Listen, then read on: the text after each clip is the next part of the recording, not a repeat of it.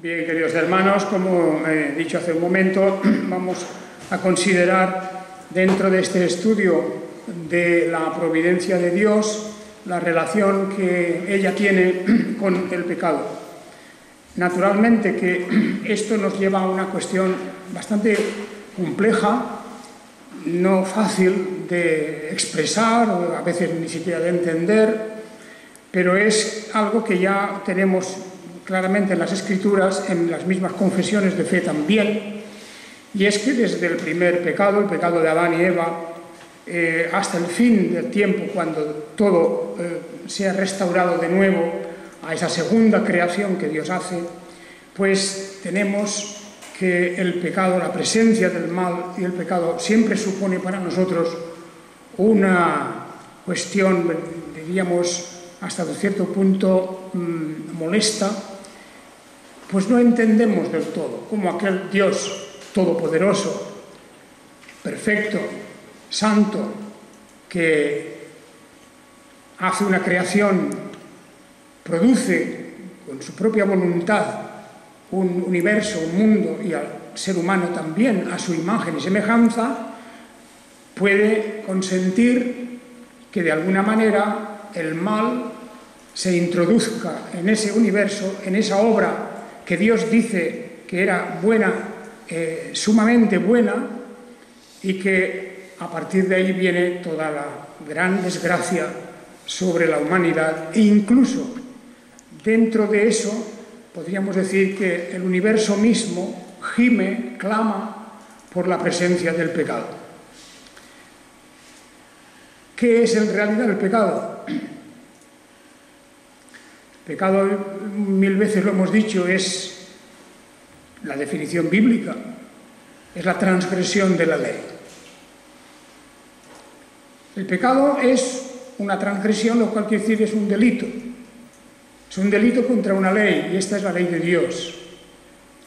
Allí donde Dios ha establecido sus mandamientos, sus prohibiciones o sus órdenes, en cuanto éstas se violan, ahí se produce el delito y eso es el pecado.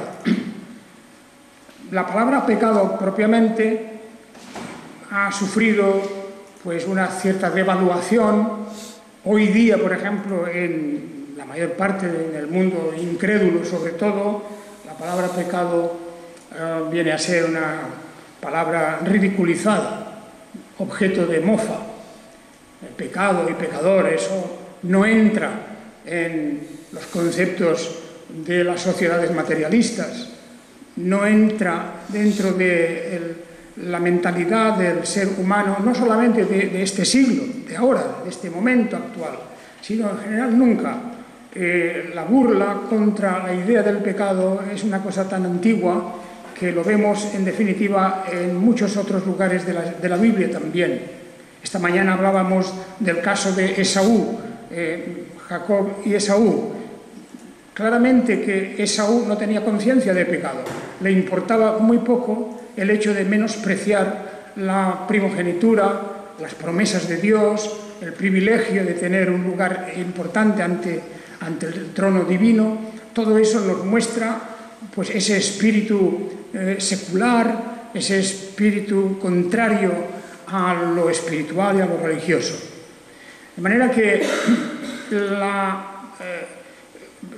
diríamos que la estrategia utilizada por el enemigo es negar la mayor, es decir, el pecado no existe y por lo tanto podemos reírnos de él, burlarnos de él. Pero la Biblia en eso es absolutamente clara, claro que es evidente que el pecado es una realidad, es un delito. De la misma manera que la sociedad humana da unas leyes y la transgresión de esas leyes constituyen un delito y una pena, un castigo, así también en el Creador. Él pone sus leyes, Él da sus mandamientos y advierte de cuál es la pena o consecuencia de la transgresión. De manera que, claro, la pregunta siempre es esto, que cómo es posible que el Dios Todopoderoso, que termina su creación diciendo, como nos leemos en la Escritura, y vio Dios que todo era sumamente bueno, que todo era bueno. La creación, la naturaleza, las leyes que rigen esa naturaleza, el ser humano que había hecho a su imagen y semejanza, todo era bueno. Y aún incluso los primeros seres que él creó, seres espirituales, no materiales como el ser humano, pero espirituales, los ángeles, que él creó a su imagen también y semejanza, estos también eran sumamente buenos en un principio. Pero luego tenemos pues toda la historia bíblica de cómo estos seres creados, inferiores a Dios, por supuesto, pues sienten la necesidad de mejorar su posición. Y la rebelión de los ángeles, la primera rebelión que hay, de donde nace toda esa hueste, esas legiones de ángeles caídos, de ángeles que han propiciado esa rebelión contra Dios, pues desde entonces vemos la desgracia que viene a través de ellos a toda la humanidad. ¿Cómo es posible esto? Hemos explicado muchas veces la cuestión. Muy rápido podemos decir que, claro, el ángel caído, el ser humano también caído luego, todos somos inferiores a Dios, por supuesto. Y al mismo tiempo fuimos creados en una situación de libertad. Esa es una de las características de la naturaleza divina. Dios es libre y cuando Él crea a los seres humanos, los creó libres, y a los ángeles los creó libres. De manera que no estaban condicionados al mal, no están condicionados a nada, excepto que tienen un mandamiento de guardar las instrucciones, las leyes de Dios. Y ahí viene el origen, que esa libertad fue mal utilizada. La libertad se pierde y se convierte en esclavitud. Y el Señor Jesucristo ya nos lo dice con toda claridad, que solamente la verdad nos puede hacer libres. La verdad os hará libres. En la verdad seremos auténticamente libres. La cuestión filosófica no nos interesa de si el hombre es libre o no es libre, porque la cuestión que nos importa es la cuestión bíblica, religiosa, teológica, donde se nos dice claramente que somos esclavos del pecado, a menos que la verdad nos haga libres de nuevo. Y esa libertad no la disfrutamos de inmediato, la vamos a tener que relegar al momento de la gran venida de nuestro Señor Jesucristo. Fijaos que lo que hemos leído en la carta a los Romanos capítulo 7 es muy elocuente. Cuando en Romanos capítulo 7, en el versículo 14, dice: porque sabemos que la ley es espiritual, pero yo, habiendo sido vendido a la esclavitud del pecado, soy carnal. Esta es la definición que nos da San Pablo. Yo, habiendo sido vendido a la esclavitud, utiliza aquí esta especie, digamos, de símil, este símil en el que se compara a una persona que ha sido capturada, hecho prisionero en una guerra, en una batalla, y luego es vendida como esclavo. Ha perdido su libertad. Ha ocurrido algo que ha trastocado totalmente, ha cambiado su situación. Esto es lo que ha pasado en la humanidad. A cada uno de nosotros igualmente. Nacemos desde Adán hasta aquí. Toda la transmisión del pecado es una realidad. Y nos dice el apóstol San Pablo, él mismo, que ha sido vendido a la esclavitud del pecado. Y por esto, aunque la ley es espiritual, yo soy carnal. ¿Qué quiere decir soy carnal? Está hablando un cristiano, está hablando un apóstol, está hablando alguien muy conocedor de la Escritura y un gran amante del Señor Jesucristo. Pues quiere decir que en él mismo, en su propia naturaleza, no mora el bien. Ese bien tiene que venir de fuera. Cuando el Espíritu de Dios mora en nosotros, habita en nosotros, cuando hay una regeneración espiritual, un nuevo nacimiento, una nueva criatura, dice la palabra de Dios, entonces el bien efectivamente, a través nuestro puede actuar, pero cuando analizamos nuestro propio ser, nuestra propia condición, como dice el apóstol, somos carnales. Y lo explica, porque lo que hago no lo comprendo, pues no hago lo que quiero, sino lo que aborrezco, eso hago. Es casi una situación esquizofrénica, ¿no? Resulta que yo quiero hacer una cosa, pero no la hago. Hay una situación de contradicción en mi mente, en mi ser mismo, y deseando el bien, ese bien lo deseo porque soy creyente, porque el Espíritu de Dios mora en mí, y aun queriendo hacer el bien, hago el mal.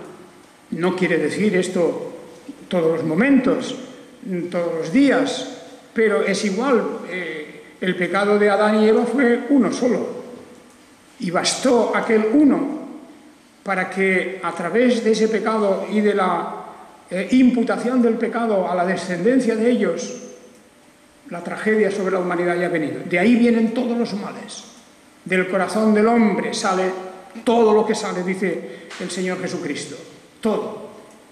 La violencia, la corrupción entera, el egoísmo, las envidias, los homicidios, todo viene a salir de ese corazón humano que por un pecado, el pecado de Adán, ha pasado a toda la humanidad. Bien, que esto es así, indudablemente no hay vuelta de hoja. La palabra de Dios nos ratifica que es de esta manera. Fijaos que en la Confesión de Fe de Westminster tenemos algo interesante para esta cuestión, porque hemos de preguntarnos, ¿y ahora, en mi vida personal, yo qué relación tengo con esto? ¿Y cómo los planes de Dios, la providencia de Dios, cómo entra en estas cuestiones? Dice la Confesión de Fe, en el capítulo 5 y el artículo 5 también, dice: el muy sabio, justo y benigno Dios a menudo deja por algún tiempo a sus hijos en diversas tentaciones y en la corrupción de su propio corazón, a fin de disciplinarlos por sus pecados anteriores o para descubrirles la fuerza oculta de la corrupción y la doblez de su corazón, para que sean humildes y para elevarlos a una más íntima y constante dependencia, para que se apoyen en Él y sean más vigilantes en todas las ocasiones futuras de pecado y para otros muchos fines santos y justos. De manera que fijaos lo que está diciéndonos aquí, y eso es la enseñanza que vemos en las Escrituras, y desde luego los grandes ejemplos, cuando el mismo apóstol Pablo está diciendo, como dice luego, miserable hombre de mí, miserable, ¿quién me libertará de este cuerpo de muerte? Él ve que hay una ley como una fuerza en su interior, en su mente, que por una parte le arrastra hacia el pecado y por otra parte ve que en su corazón hay un amor a Dios y a la verdad. Esa tremenda discrepancia entre los dos, esa contradicción, es una parte de la experiencia cristiana. Es una parte. Vivimos en un estado de contradicción. Amamos con todo nuestro corazón, y eso es verdad de cada creyente que lo sea, ciertamente lo sea, pues amamos de corazón al Señor, a sus cosas, a su obra, su iglesia, todo. Y por otro lado, también vemos que nuestra conducta, nuestros pensamientos, acciones, nuestros deseos se apartan de esto. Tremenda contradicción y lucha la que existe en nosotros. Pero dice con toda razón la Confesión de Fe que esto es Dios mismo quien lo propicia. El muy sabio y justo Dios a menudo deja por algún tiempo a sus hijos en diversas tentaciones y en la corrupción de su propio corazón. Porque el corazón humano es un corazón corrupto, simplemente que Dios quite la mano un momento de nosotros En el momento que se aparte de nosotros, ya estamos otra vez hundidos, ya estamos otra vez andando por el mal camino. De manera que Dios dice, tienen dentro de sus planes el hacer esto con un propósito, más de uno en realidad, pero en primer lugar para disciplinarnos por pecados anteriores. Es el caso famosísimo, claro, del rey David, de la transgresión del rey David, pero también de otros muchos que a causa de sus pecados luego reciben un correctivo, una disciplina de parte de Dios que consiste en que Dios se retira. Y al dejar, digamos, ese vacío, nosotros estamos ahí envueltos una vez más en la corrupción de nuestros pensamientos.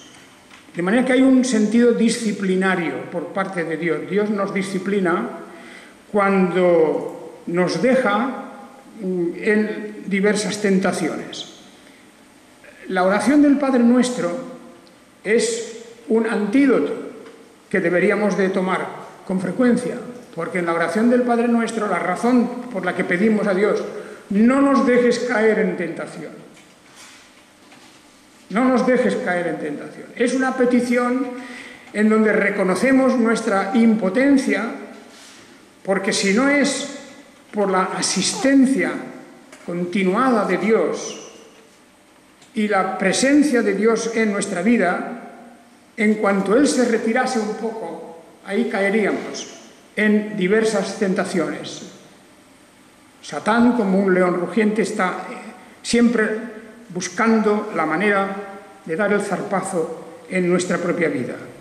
Así que, con el fin de disciplinarnos, también por pecados anteriores, el tremendo quebranto que vivió David con su pecado, con su doble pecado, con su triple pecado, si queréis, porque hay un menosprecio a la ley de Dios completo en aquel momento, pues fue el castigo indudablemente fuerte, su terrible depresión espiritual, el castigo sobre la muerte del hijo que tuvo y de tantas y tantas dificultades como vinieron luego, la rebelión de sus propios hijos, etc. Todo eso es una manifestación de que Dios no pasa por alto las cosas.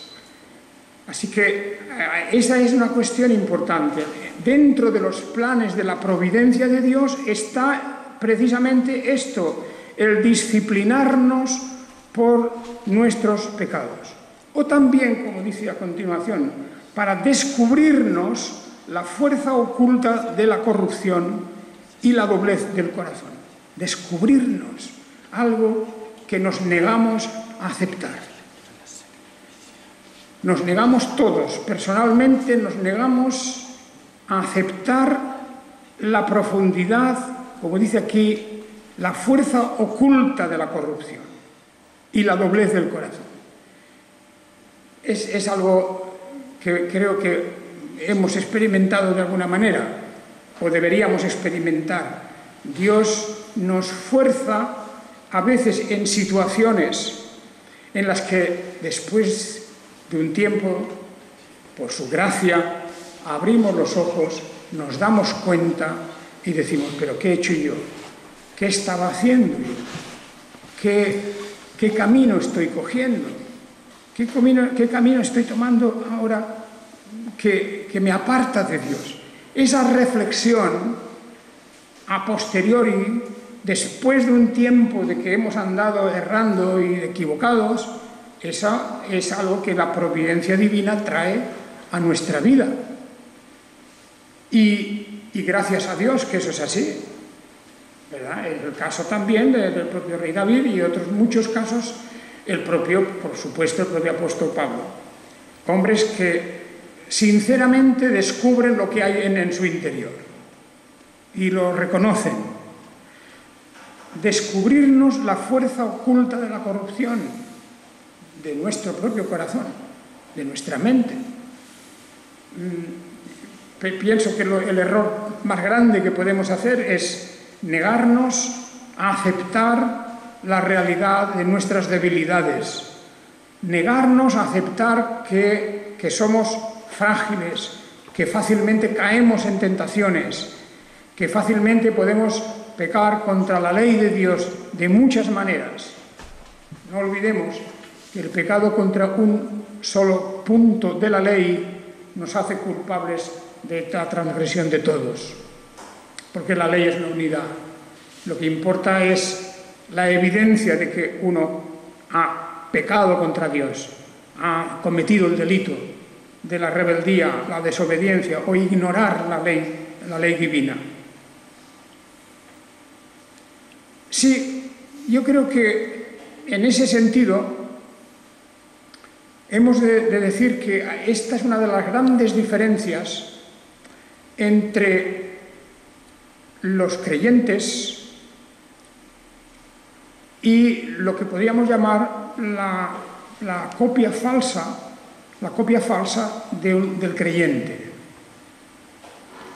El creyente es aquel que ante la evidencia del testimonio de la Escritura o de cualquier manera que le llegue la palabra de Dios, sea por la predicación, por la lectura de los libros, por el consejo de alguien, el verdadero creyente tiene que llegar a un punto en que reconozca sinceramente sus errores. Pueden ser errores puntuales, puede ser un problema X en nosotros mismos, en la relación con otros, puede ser una dejadez nuestra, tantas cosas. El pecado está ahí y como creyentes tenemos esos pecados, los vivimos. Y la diferencia entre el creyente auténtico y el otro que no lo es precisamente el reaccionar contra eso. Que en algún momento de nuestra vida cotidiana, nos paramos y nos preguntamos, ¿qué estoy haciendo? ¿Es esto correcto? ¿Es esto correcto? ¿Es esta manera de vivir mía la que agrada a Dios? Pues eso es una de las consecuencias de la obra del Espíritu Santo en nosotros. Por eso el apóstol San Pablo dice que en mí no mora el bien. Yo sé que en mí, esto es en mi carne, dice, en mi naturaleza propiamente humana, no mora el bien, porque el querer está en mí, pero no el hacer lo bueno. Fijaos la diferencia. Queremos hacerlo porque, como creyentes, conocemos la voluntad divina, la ley de Dios. Sin embargo, nos encontramos con una fuerza contraria que contrarresta eso y no nos permite hacer lo que queremos hacer. Eso es el momento en que se produce el pecado. Sabemos que eso es así, pero no tenemos fuerzas de evitarlo. Estoy hablando de fuerzas en nosotros mismos,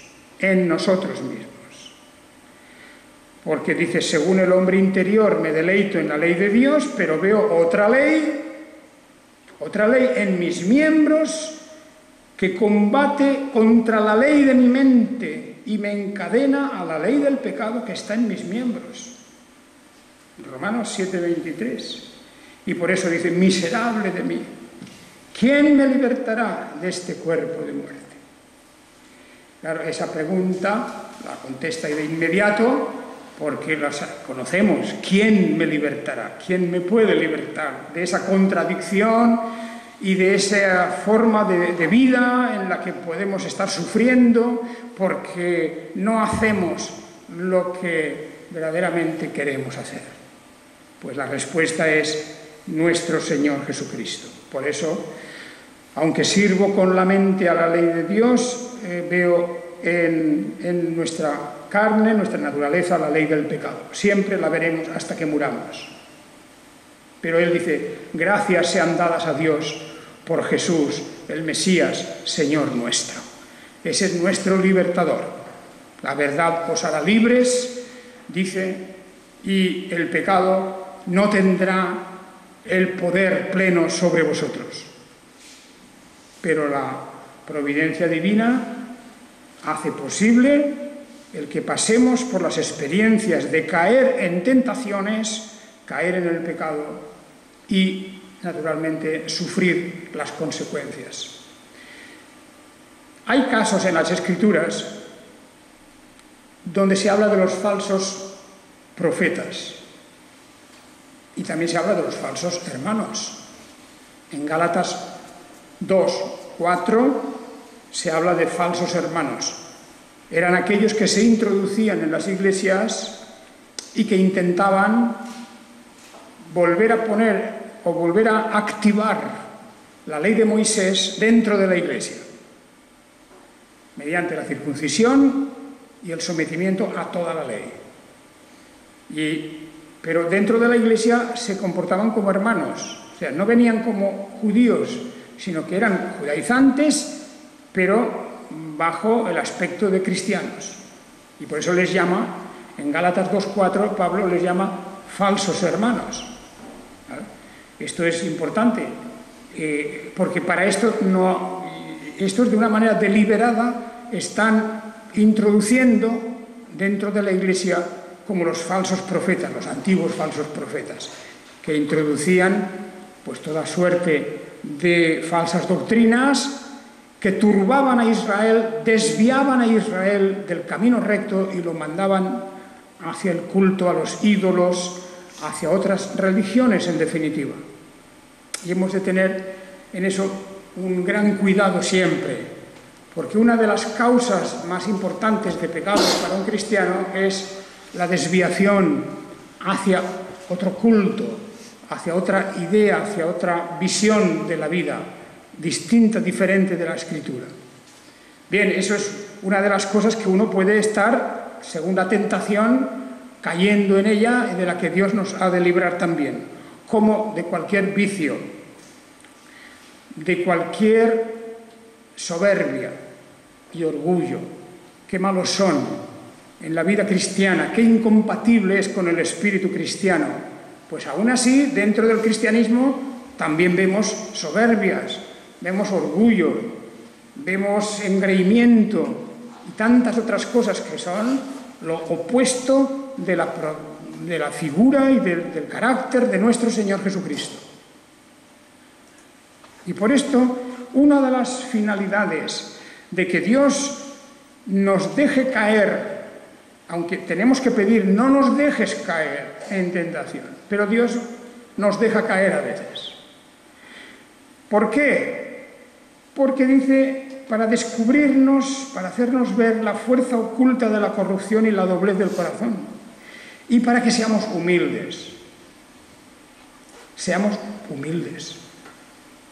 En el momento en que una persona es consciente de su pecado, pues empieza a rebajar bastante sus humos, ¿no? Digamos, su actitud de aquí estoy yo, de ese egocentrismo que lleva pues, a la soberbia y a todas estas cosas. Y por eso Dios muchas veces deja que caigamos. Así hemos de decirlo, deja que caigamos. Y simplemente lo que tiene que hacer es retirar un poco su presencia. Fijaos lo que en el Salmo 51 se pide a Dios que no retire su presencia de Él, que no la retire. Porque en el momento en que nosotros nos hemos retirado de Dios y Dios se retira de nosotros, ya estamos ahí al borde del precipicio, al borde del abismo, en caer en diversas formas de pecado, que pueden ser muy escandalosas, visibles o no, pueden ser completamente interiores. El pecado también es una actitud de soberbia, de rebelión, de desobediencia en general. Y por esto dice, para que seamos humildes y para elevarnos a una más íntima y constante dependencia y para que nos apoyemos en Él. Todo esto es la razón por la que caemos y Dios deja que caigamos en el pecado, de alguna manera, de algún modo. ¿Cuántas cosas hay contra la ley de Dios, contra las manifestaciones de los mandamientos, que podemos estar transgrediendo a veces durante mucho tiempo sin darnos cuenta. Yo diría, si uno es cristiano, tiene que tener una conciencia a veces inquieta, intranquila. El que persevera en el pecado, en el fondo sabe que está en el pecado. Y su conciencia no puede estar en paz. Ha de tener una inquietud. De manera que esta cuestión, la confesión de fe y la Biblia, claro, la dirige principalmente, claro, contra, o vamos a decir no contra, sino a favor del pueblo de Dios. Es una advertencia, es una manera de decirnos, pensad en lo que estáis haciendo. Es una prueba, pues, una manera de evitar las tentaciones. De evitar las tentaciones. Hay esas palabras de la carta de Jacobo, de Santiago, que también interesa recordar, y que dice al abrir su carta al principio: hermanos míos, tened por sumo gozo cuando os veáis cercados de diversas pruebas, sabiendo que la prueba de vuestra fe produce paciencia. Y dejad que la paciencia tenga su obra completa para que seáis perfectos y cabales sin que os falte cosa alguna. Y si alguno de vosotros carece de sabiduría, pídala al que da, a Dios, que da a todos generosamente y sin reproche, y le será dada. Pero fijaos que dice: tened por sumo gozo cuando os veáis cercados de diversas pruebas.